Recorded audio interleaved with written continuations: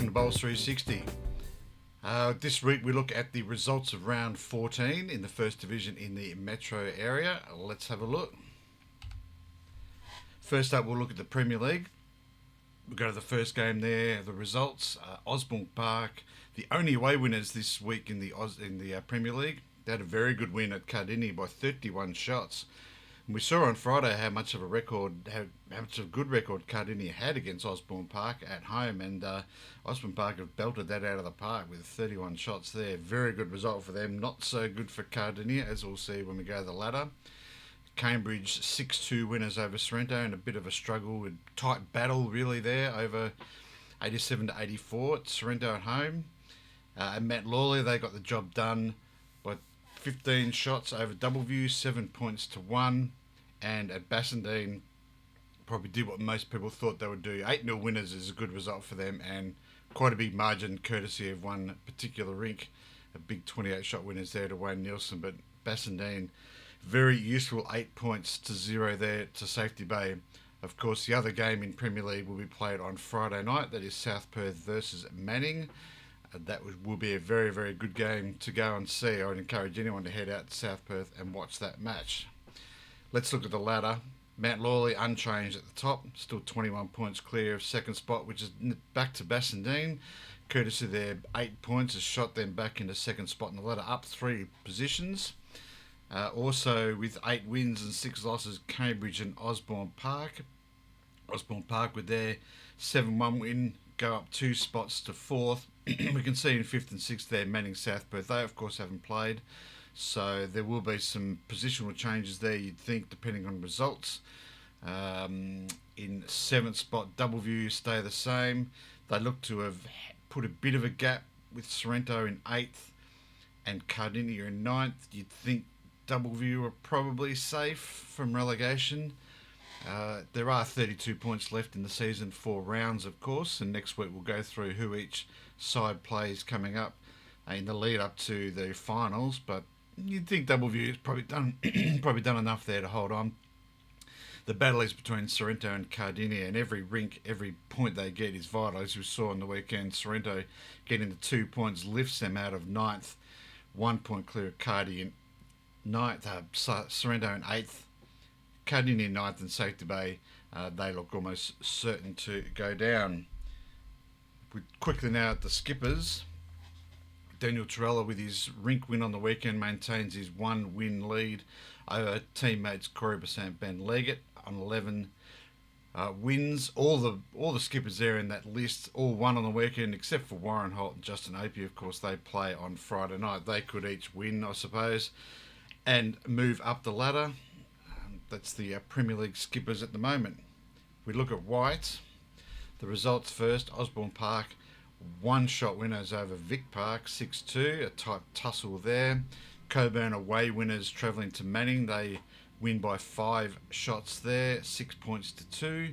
Leeming maintain their position at the top, 7 points to 1 over North Beach, who really struggle away from home. They need to address that if they want to really be competitive, not only in White but in the Premier League if they get promoted.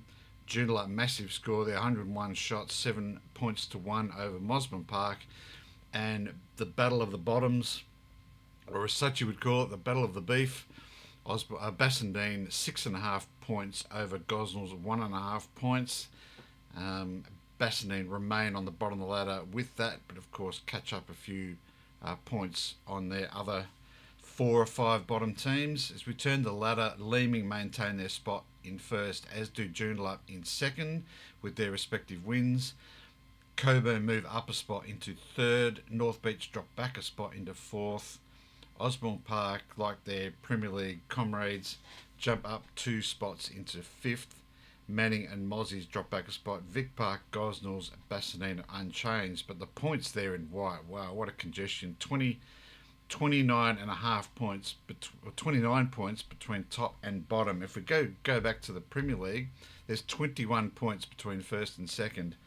That's how congested the White ladder is. 29 points between first and last.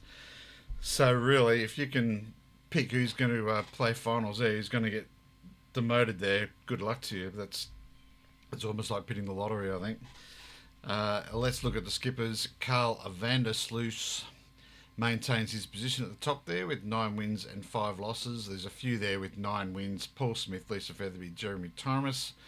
But Carl, with his superior shot difference, maintains his top spot there. And another 4 skippers on 8 wins. Mitch Cranswick, Pam Chalmers, Billy Fraser and Willie Tapania there from Coburn. Let's have a look at Blue North. The results first. Wanneroo 7 points to 1 winners over North Perth. Very useful win there for Wanneroo, 81 to 72 over the top of the table, North Perth. North Beach at home, a very unusual loss there to Quinns Rocks. Travelled there nicely. They're going pretty well. Quinns Rocks 6 to 2, 22 shot winners there. Sorrento hit the triple digits, raised the bat to the crowd with their 8-0 win over Cambridge. Yokine at home, 86 to 58 shots there over Warwick, 7.5 to 1/2. And Mount Lawley also travelling to Doubleview and getting the job done, 6.5 to 1.5 by the sole point. The ladder, North Perth remains on top, but there's been a few positional changes underneath them.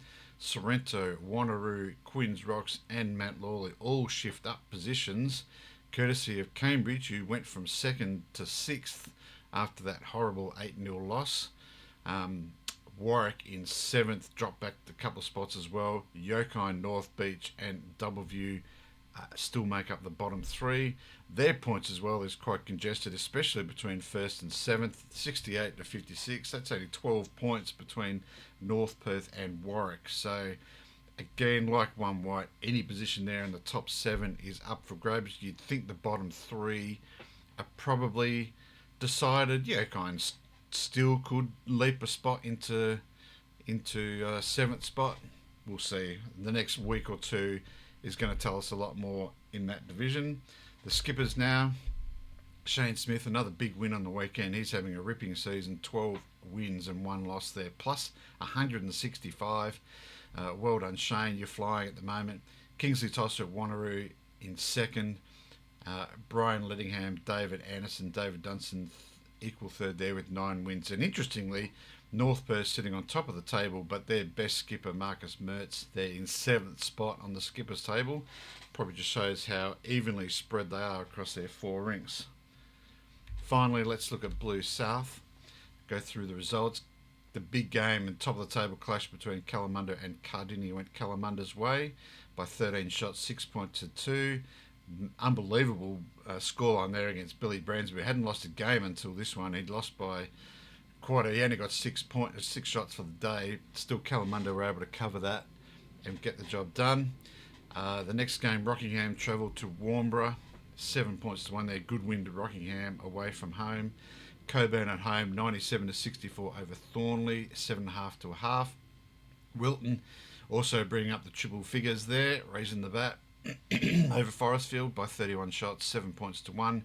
And Rossmine, a very useful win at home over Dalkeith, 7 points to 1. Quick look at the ladder. As mentioned, the top of the table clash sees Kalamunda go back to the top over Cardinia. Wilton, Rockingham, Coburn, Forestfield, all unchanged. Wilton holding that vital 3rd position there on 64 points.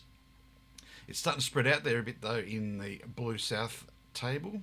Rossmine, as mentioned, very useful win there. Shot them from the bottom to 7th position in 46.5. That gives them a really good chance to maybe climb out of the relegation battle. Dalkeith, Thornley and Warnborough all drop back a spot with the leapfrogging of Rossmine. And the skippers in Blue South, as mentioned, Billy Bransma lost his first game on the weekend, but he still maintains a 2-win break at the top of the skippers table over Alan Walters from Wilton.